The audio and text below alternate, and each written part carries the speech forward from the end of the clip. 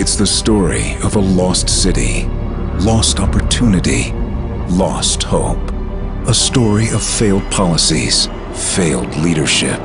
A story of smooth-talking politicians, games of he said, she said, rhetoric and division. One man has stood apart, stood strong and true.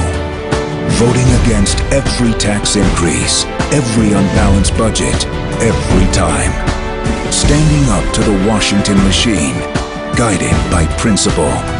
Ron Paul, the one who will stop the spending, save the dollar, create jobs, bring peace. The one who will restore liberty. Ron Paul, the one who can beat Obama and restore America now. Our economy seemingly on the brink of collapse. High unemployment sticking around. New foreclosures jumped 20%. Fallout from the debt crisis. 7 million jobs lost. The nation's debt keeps surging.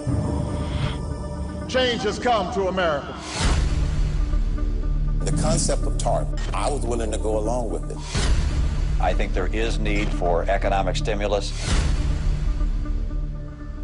I signed a letter with Democrat Act. Where are the people that say all of this stuff is socialism? Government's too big. The role of government ought to be for the protection of liberty, not for the intrusion in economic affairs. We've spent too much, we tax too much, we borrow too much. It's bankrupting this country. I've been talking about these problems for a long, long time. Now we're bankrupt, and we have to decide which way we're going to go.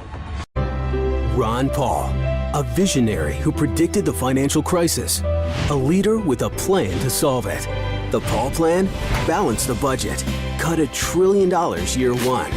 Eliminate 5 federal bureaucracies.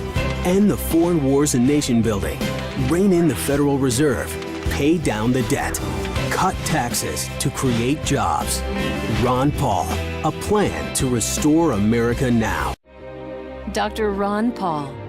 More than 4,000 babies delivered. A man of faith, committed to protecting life. This whole notion of life not being valuable just is something I was never able to accept.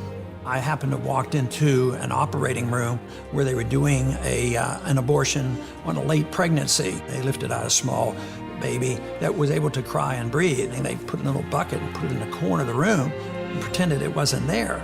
I walked down the hallway and a baby was born early, slightly bigger than the baby that they just put in a bucket. They wanted to save this baby. So they might have had 10 doctors in there doing everything conceivable. Who are we to decide that we pick and throw one away and pick up and struggle to save the other ones? Unless we resolve this and understand that life is precious and we must protect life, we can't protect liberty.